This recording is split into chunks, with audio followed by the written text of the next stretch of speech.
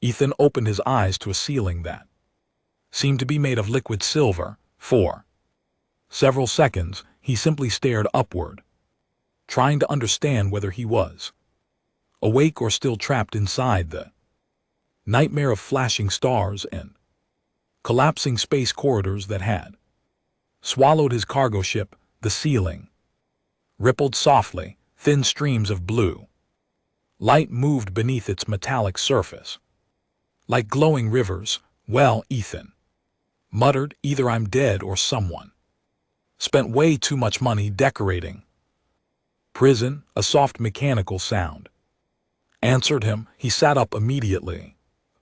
Room was circular, smooth black walls surrounded him. Strange symbols drifted across transparent screens suspended in midair. The air smelled faintly of ozone and something sweet he couldn't identify. His memory returned in fragments. The cargo route, the quantum storm warning alarms, a burst of white light, then nothing. The metallic door across the room slid open. 3 armored guards entered first. Their weapons looked less like rifles and more like pieces of advanced laboratory equipment. Behind them walked a woman. At first glance she appeared human, then Ethan noticed the long, elegant ears extending through her silver hair. The woman carried herself with the confidence of someone accustomed to giving orders. Her pale blue uniform was decorated with glowing insignias. Sharp gray eyes studied him without blinking. Ethan glanced around. Good news, he said. You don't look like monsters. The guards exchanged confused looks. The woman remained expressionless. Bad news, Ethan continued. That usually means I'm in even bigger trouble. One of the guards nearly laughed before catching himself. The woman stepped forward. A small device attached to her collar emitted a brief pulse. When she spoke, the translator rendered her words into perfect English. You are Ethan Carter, human citizen, cargo pilot. That's me. You illegally entered restricted Dominion territory. I was flying through a storm. You crossed 12 military sectors. I was having a very bad day. For the first time, a tiny crack appeared in her serious expression. Not quite amusement, but close. My name is Lyra, she said, security officer of the Galactic Dominion.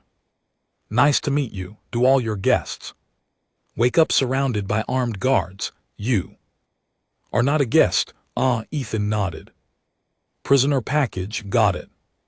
The guards shifted uncomfortably. Lyra activated a floating screen. Thousands of symbols appeared. Your vessel survived a quantum anomaly that destroys everything it touches. I noticed. That is impossible.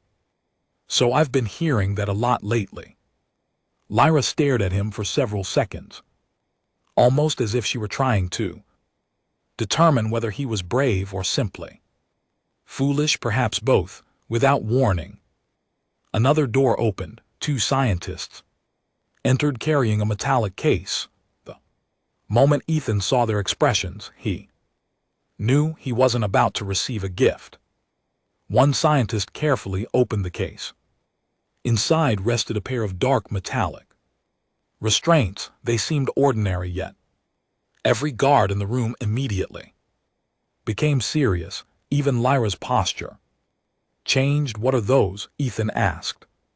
Quantum containment restraints, Lyra replied. Fancy name for handcuffs. They have restrained warlords, terrorists, and biological weapons. Biological weapons? The being was technically alive. Ethan raised an eyebrow. That's somehow the most concerning thing you've said so far.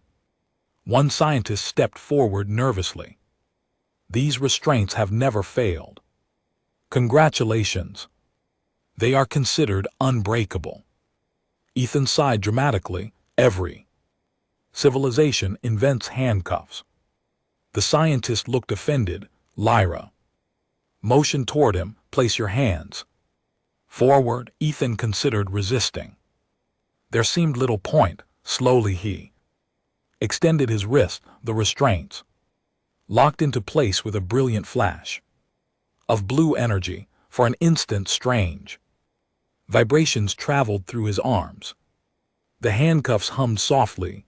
The scientists visibly relaxed. One even smiled as if a major problem had finally been solved. Ethan looked down at the restraints, then back at Lyra. So, what's next? Now, Lyra said calmly. You answer our questions. Outside the room, deep within the massive prison complex, orbiting a distant world, countless systems monitored the prisoner they believed was finally secured. None of them knew that before the day ended, something impossible would happen.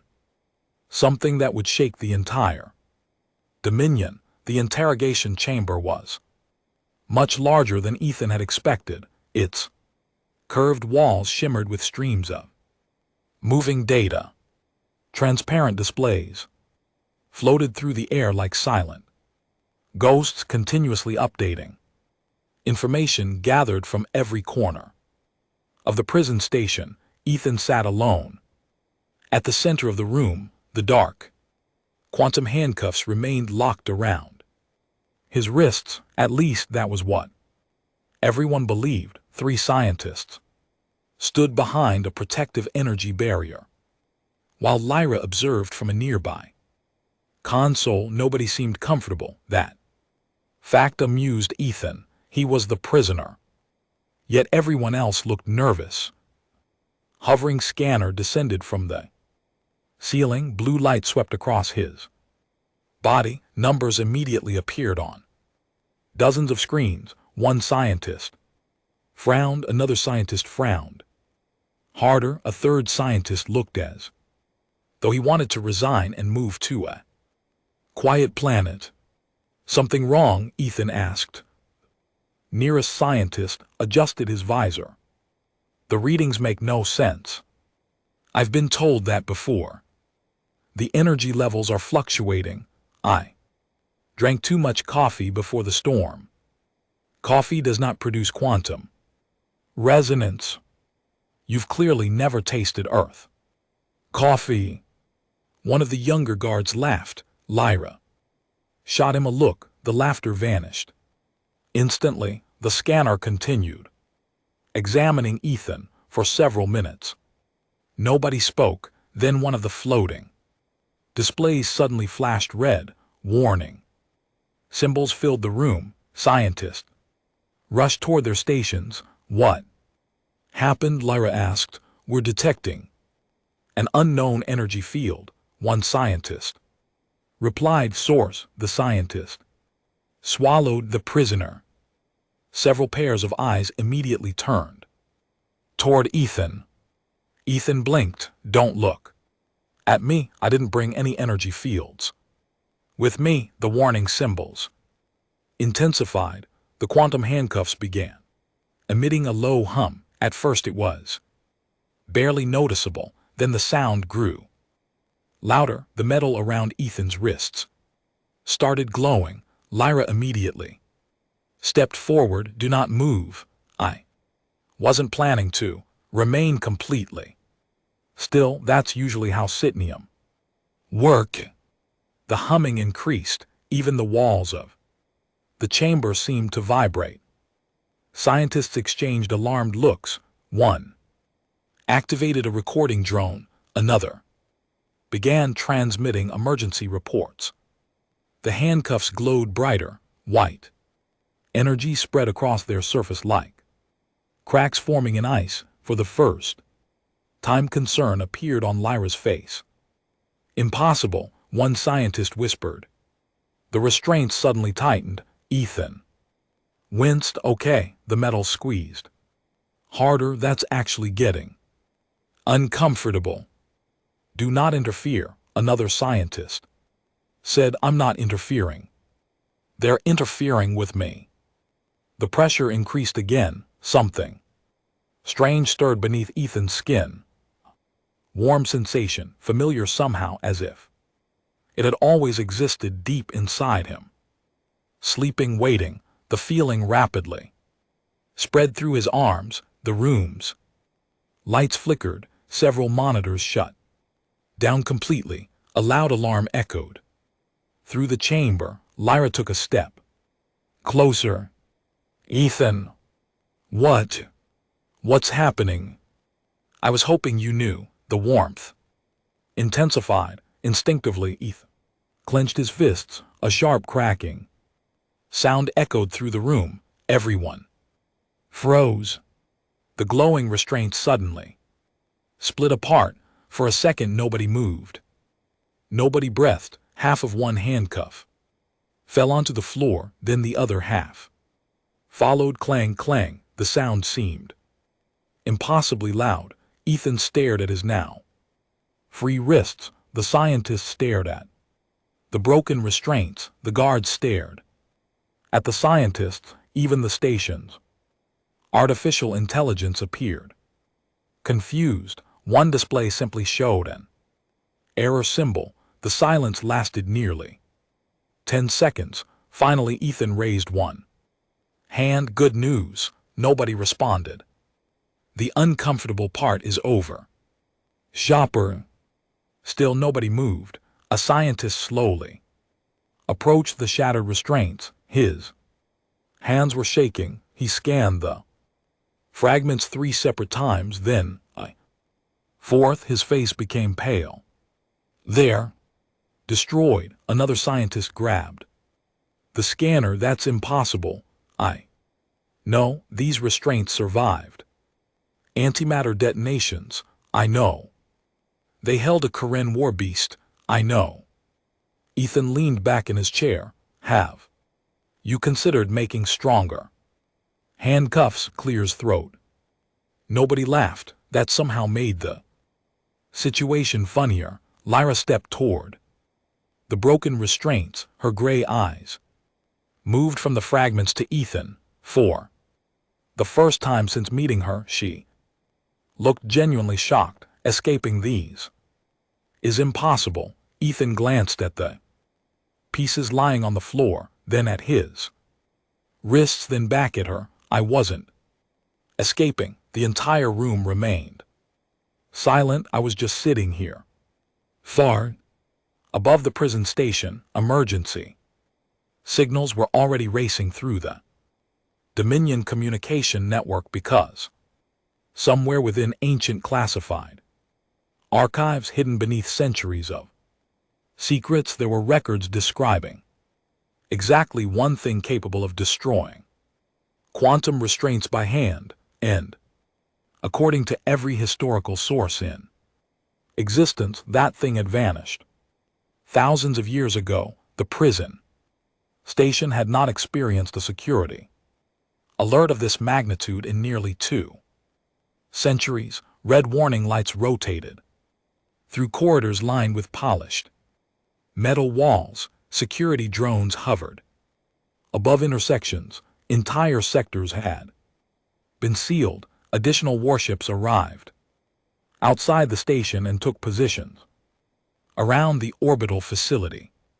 All because one human had accidentally broken a pair of handcuffs. Ethan sat inside a reinforced observation chamber, overlooking a sea of stars. At least the room was larger now. Someone had even brought him food. Unfortunately, the food appeared to be glowing. He poked it carefully with a fork. The purple substance wobbled, then it wobbled back.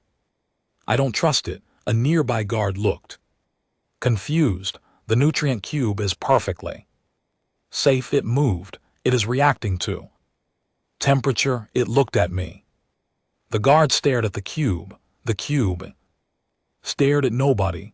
After several seconds, the guard slowly walked away. Ethan smiled to himself. At least somebody else's day was becoming strange. The door slid open. Lyra entered carrying a data pad, unlike the guards she knew. Longer looked merely suspicious. Now she looked curious. That worried Ethan far. More curious people ask questions, lots of questions. She stopped across from him. You were calm. I was kidnapped by aliens. You don't seem concerned. I crossed a quantum storm, woke up in a prison and broke your expensive handcuffs. He pointed toward the glowing meal. Honestly, the food is currently my biggest problem. For the first time, Lyra laughed. The sound caught both of them off guard. It was brief, quiet, but genuine. You are an unusual prisoner. Prefer distinguished guest. You are definitely not a guest. Then your tourism department needs improvement. Lyra shook her head. For a moment the tension faded. Then she activated her data pad. Several holographic images appeared. Ancient symbols rotated above the table between them. Ethan immediately noticed the age of the records. Many sections were damaged. Others were incomplete. What am I looking at? Something that should not exist. Very helpful. Lyra enlarged one of the images. The symbol resembled a spiral formed from stars. Surrounding it were writings from thousands of years earlier. These records belonged to one of the oldest archives in Dominion history. Ethan leaned forward. Okay, the energy detected inside your body matches fragments found in these archives. That wiped the smile from his face. What kind of fragments? No one knows. That sounds reassuring. Lyra studied him carefully. The records describe an energy signature that disappeared over 3,000 years ago. Ethan blinked. I'm 29. I know. So unless I had a very strange childhood, I'm probably not a 3,000 years old. To his relief, Lyra almost smiled again before she could answer. The room lights flickered. Every display around them suddenly glitched. Several holograms distorted. The spiral symbol expanded unexpectedly. Then all systems shut down. Darkness swallowed the chamber. Only emergency lighting remained. Outside the observation window, stars continued shining silently. Lyra immediately stood. What happened? Her communicator activated. Multiple voices filled the room at once. Sector 7 reporting system failure. Laboratory sensors offline. Quantum processors unresponsive. Power fluctuation spreading. Lyra frowned. The station possessed enough backup systems to survive a planetary invasion. Simple failures were nearly impossible, yet dozens of systems were collapsing simultaneously. Then Ethan noticed something strange. A faint warmth spreading through his chest. The same sensation he had felt before the handcuffs broke. The emergency lights brightened and dimmed, then brightened again. Machines throughout the room suddenly restarted, one by one, without commands, without authorization. The displays returned online.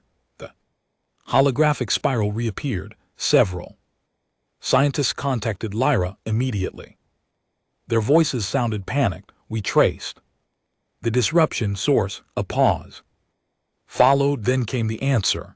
The human. Ethan closed his eyes. Of course it was. Lyra looked at him. You felt something. It was not a question. Ethan hesitated a little. What kind of feeling? Like standing near a heater. Scientists, listening through the communicator, immediately began talking over one another. One sounded ready to celebrate. Another sounded ready to faint. A third repeatedly asked for more scans. Ethan rubbed his forehead. Please tell me I'm not secretly a walking power plant. Nobody answered, which was not the answer he wanted, far beneath the station, hidden within classified archives that few living beings knew existed. Ancient files had already begun unlocking automatically, files that had remained sealed for thousands of years, and every one of them contained the same symbol, the spiral made of stars, the symbol that now appeared whenever Ethan's mysterious energy awakened. 3 days passed, and Ethan gradually became the most discussed individual aboard the prison station. Scientists talked about him, guards talked about him, pilots arriving from nearby sectors talked about him. At one point, Ethan even overheard 2 maintenance workers arguing over whether he was an ancient superweapon or simply the luckiest human in the galaxy. He personally preferred the second explanation. It sounded less dangerous. Unfortunately, the scientists disagreed. The observation chamber had slowly transformed into something resembling a research laboratory. New scanners appeared every morning. Additional sensors were attached to walls. Floating drones followed Ethan everywhere. One of them even accompanied him to breakfast. The drone hovered beside his table, recording every movement. Ethan finally looked at it. "Do you at least buy me dinner first?" The drone remained silent. "I'll take that as a no." Across the room, one of the researchers tried unsuccessfully not to laugh. A few minutes later, Lyra entered carrying another datapad. She seemed less distant than before. The cold professionalism remained, but it no longer felt like a wall. Ethan had started noticing small changes. Occasional smiles, brief moments of amusement, questions unrelated to interrogations. It was strange and strangely comforting. Lyra sat across from him. "You have become very popular. I always dreamed of fame. This is not good fame. Still counts." She activated several holographic displays. Ancient symbols filled the air. The spiral appeared again. Ever since the station systems had reacted to Ethan, researchers had become obsessed with that symbol. Every new discovery seemed connected to it. Every classified archive contained another fragment. Every answer produced 3 new mysteries. "Please tell me you finally discovered I'm secretly rich." Lyra ignored him. "We opened additional archives. That's scientist language for bad news. It may be." The symbols rearranged themselves. A star map emerged. Hundreds of systems appeared. Most were unfamiliar. Several had warning markers placed over them. Ethan leaned forward. "What am I looking at?" "Locations." "Of what?" Lyra hesitated. That alone worried him. She rarely hesitated. "Ancient facilities. Military bases. No. Research centers. No. Restaurants." Her expression remained perfectly serious. "Definitely not restaurants." Missed opportunity. A small smile appeared despite her efforts. Then she enlarged part of the map. A cluster of worlds glowed red. These facilities were built over 3,000 years ago by the people connected to the energy. Possibly. The word possibly hung heavily between them. Nothing about the situation felt certain anymore. Not for Ethan, not for Lyra, not for the scientists. Suddenly, the chamber doors opened. 2 researchers rushed inside. Their faces were pale. One carried a data crystal. The other looked like he had run through half the station. "We found another archive." Lyra immediately stood. "What did it contain? The researcher activated. The crystal, a holographic recording, appeared above the table. Static filled the image, distorted symbols flickered. Then an unfamiliar figure emerged, tall, humanoid, ancient. Its face was obscured by interference, yet the room instantly fell silent. Even Ethan felt something strange, a faint vibration in his chest. The recording spoke in an unknown language. Automatic translators struggled, words appeared, disappeared, then finally stabilized. The translated sentence echoed through the chamber. When the carrier awakens, the gates will remember. Nobody moved. The message repeated once, then the recording ended. Silence followed, long silence. Ethan looked around. Good, nobody answered. Because I definitely know what that means. Still silence. One scientist slowly lowered his scanner. Another sat down. Without speaking, Lyra remained focused on the vanished image. For the first time since meeting her, Ethan saw genuine concern in her eyes, not fear of him, fear of what they might uncover. Outside the station, hidden beyond normal sensor range, an unidentified vessel emerged from hyperspace. Its hull carried no registration codes, no government insignia, no diplomatic markings. The ship transmitted a single encrypted message, a message directed towards someone aboard the station. Message contained only 3 words: the carrier is found. And for the first time, forces beyond the Dominion had begun moving toward Ethan. The prison station no longer felt like a prison, at least not to Ethan. It felt more like a giant laboratory filled with anxious scientists trying to solve a puzzle that kept changing shape. Every corridor he walked through contained scanners. Every room contained observation devices. Every researcher seemed to carry 3 data pads and a permanent headache.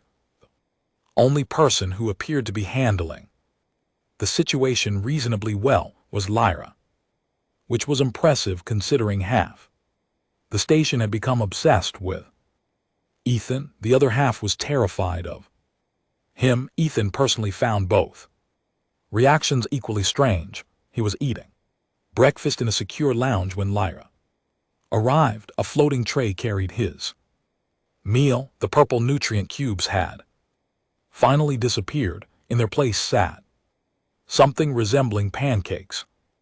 Unfortunately, they were glowing blue. Ethan pointed at them. I'm beginning to think your civilization fears normal food. They are perfectly safe. That is exactly what people say before disaster happens. Lyra sat across from him. You survived a quantum storm. I trust storms more than glowing pancakes. For a brief moment she laughed. The sound seemed far more natural now. The distance between them had gradually faded over the past week. Not completely, but enough that conversations no longer felt like interrogations, enough that Ethan occasionally forgot she was technically responsible for guarding him.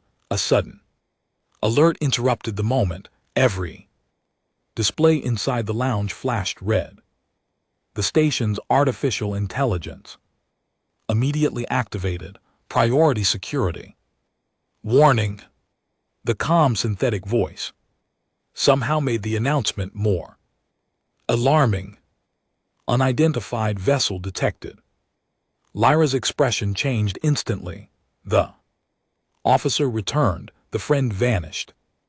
Location. The answer appeared on nearby displays. Outer sensor perimeter.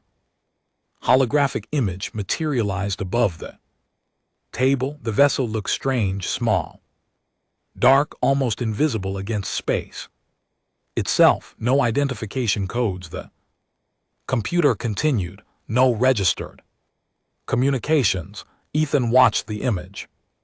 That doesn't sound friendly. No, Lyra.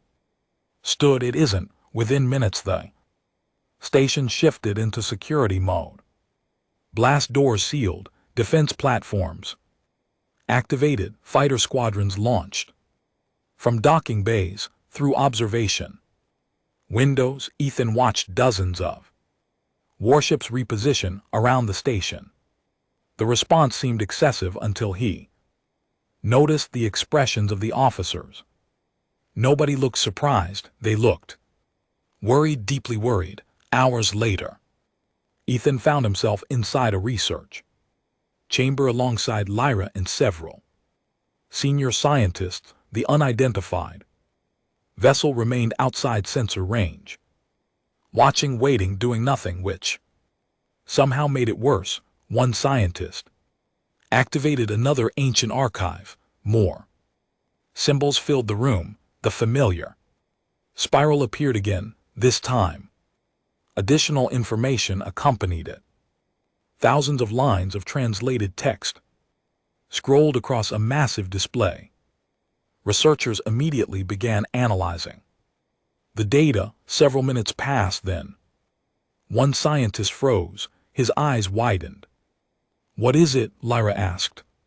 The scientist looked toward Ethan slowly, carefully, as though the answer itself was dangerous. "We found another reference to the carrier." Silence filled the room. The scientist enlarged a section of text, ancient symbols transformed into readable language. "The carrier does not create the energy." Another line appeared. "The carrier awakens it."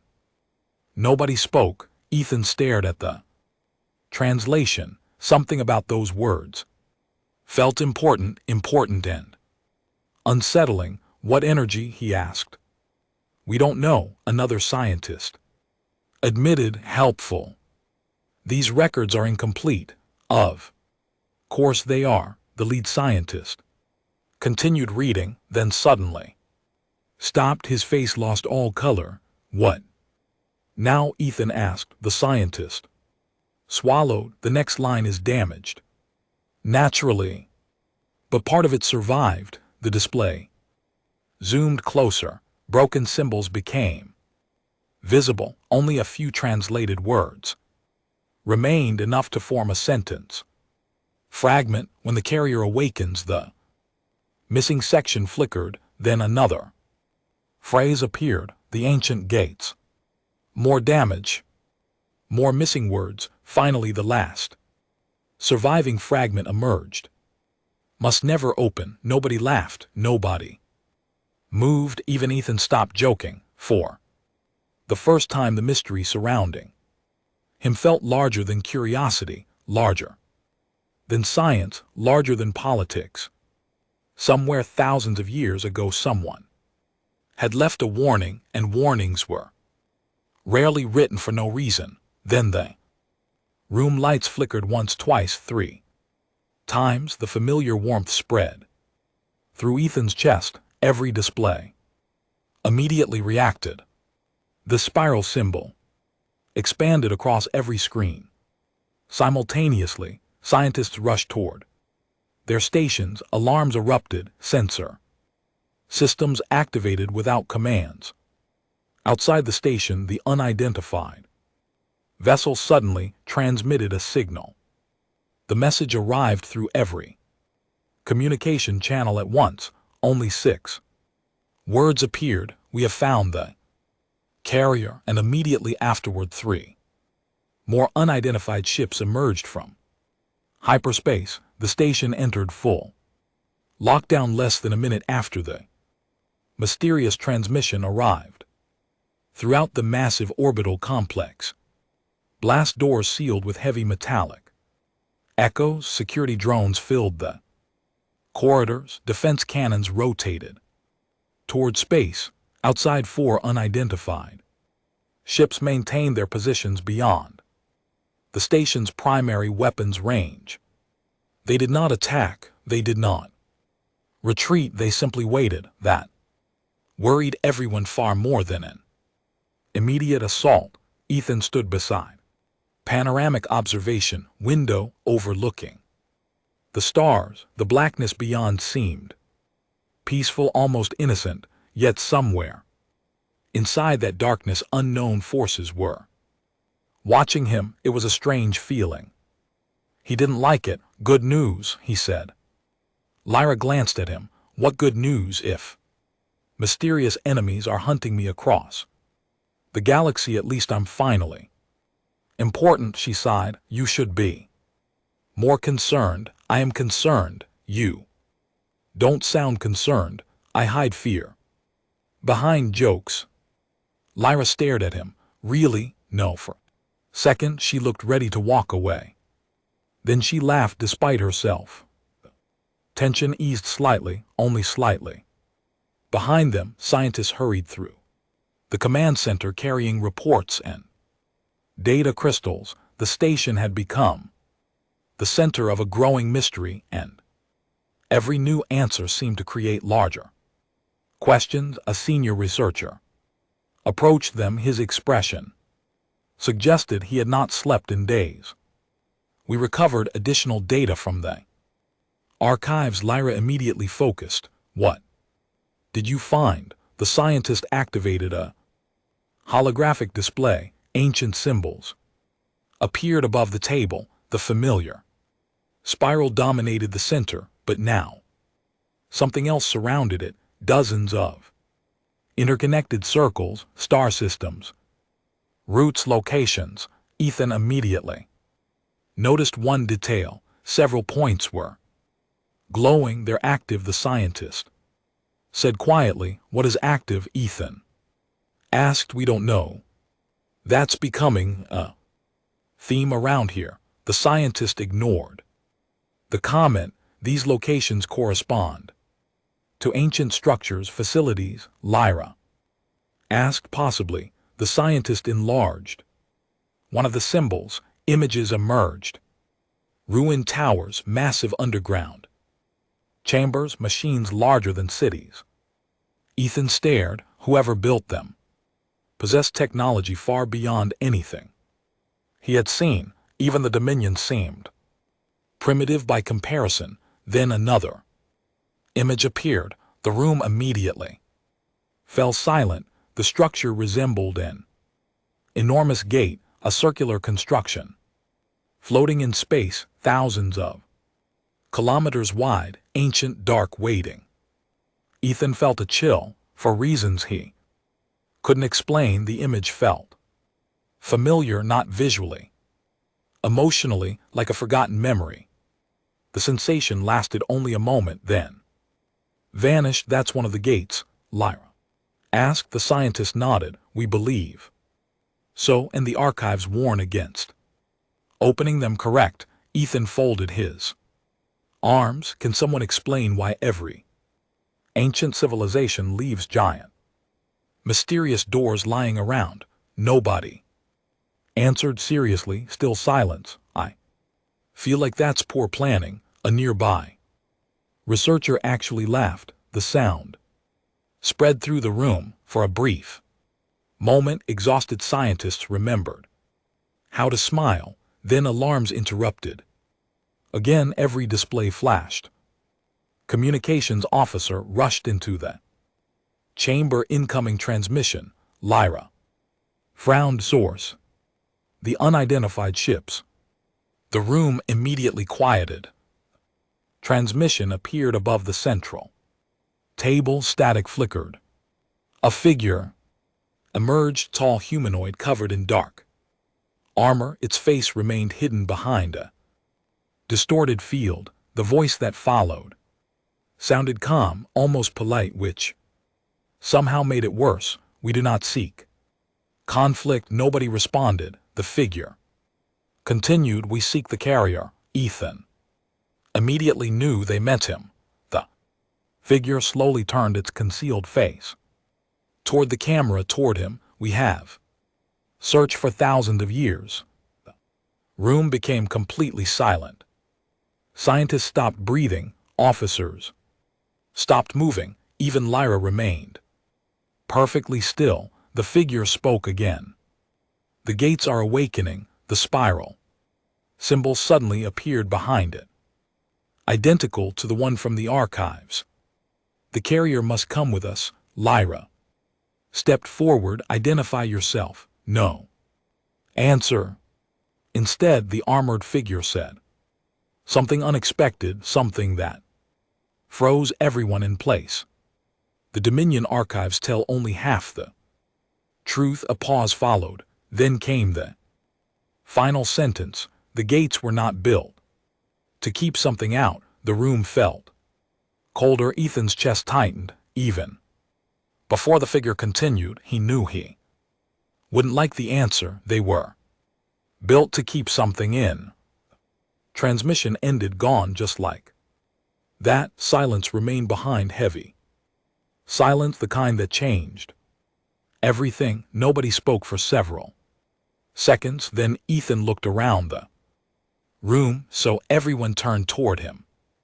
Anybody else suddenly missed the handcuff problem? No one laughed this time, because somewhere beyond the stars, forces older than recorded history were beginning to move. And for the first time, Ethan realized he might be connected to something far bigger than a strange energy hidden inside his body. He might be connected to the reason those ancient gates existed at all. The truth revealed itself 3 days later, not through battle, not through conquest, but through an archive older than every government in the galaxy. Deep beneath the prison station, hidden behind layers of forgotten security systems, scientists finally unlocked the final section of the ancient records. The moment the archive opened, every display across the station synchronized. The spiral symbol appeared one last time. Then it transformed for the first time. The complete message became visible. The gates were prisons, not gateways, not transportation networks, not weapons. Prisons. Thousands of years earlier, the civilization known only as the architects had encountered something they could not destroy, a vast intelligence born within quantum space, itself a living consciousness capable of consuming entire star systems and converting them into energy. The architects had managed only one solution: containment. They built the gates around fractures in reality and sealed the entity beyond them. Then they created a safeguard, a carrier, someone capable of awakening and controlling the energy necessary to reinforce the prison. Whenever it weakened, the energy hidden inside Ethan was never a weapon. It was a key, a responsibility. And after 3,000 years, the system had finally found a compatible host. The moment the truth spread through the station, the unidentified fleet requested direct communication. This time, Lyra and Ethan stood together. Before the transmission, the armored figure appeared once more. You know the truth now? We do, Lyra replied. You were guardians. The figure nodded. Our civilization dedicated itself to monitoring the prisons after the architects vanished. Ethan folded his arms. So nobody is trying to kidnap me? No. That's honestly refreshing. For the first time, even the mysterious figure seemed amused. The prisons are weakening. The carrier must reactivate them. Silence followed. Everyone knew what that meant. Nobody knew whether Ethan would survive. Several hours later, a Dominion vessel carried Ethan, Lyra, and a small scientific team to the nearest ancient gate. The structure was even larger in person, a colossal ring floating among the stars. Its surface stretched beyond the horizon. Ancient lights flickered weakly across its framework. As their ship approached, Ethan felt the warmth inside him return. stronger than ever, not painful, familiar. Waiting. The moment he stepped onto the ancient platform at the gate's center, the dormant energy awakened completely. Golden light spread across the structure, thousands of systems activated, the entire gate trembled. Scientists watched in stunned silence. Ancient machines that had remained inactive for millennia began functioning. Again, the energy flowing through Ethan felt limitless.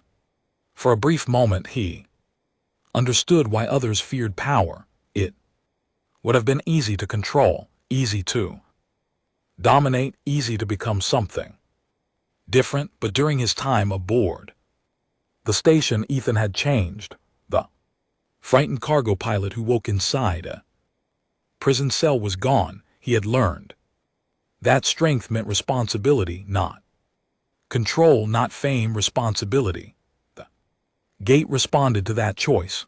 The energy flowed through him and into the ancient systems across the galaxy. Dormant prisons reignited one by one. The weakening barriers stabilized. The danger ended. The ancient threat remained sealed, and Ethan remained standing, alive, very tired but alive. Several weeks later, celebration spread across the Dominion. The human prisoner became the human hero. Every charge against him disappeared. Scientists no longer treated him like an experiment. The mysterious fleet revealed itself as allies. The ancient archives were preserved, and for the first time in centuries, the galaxy understood its own history. Ethan stood beside a large observation window overlooking a peaceful world below. Lyra joined him. The stars reflected in her gray eyes. For a while neither spoke, then she smiled. "You changed my life." Ethan looked at her. "You changed mine too."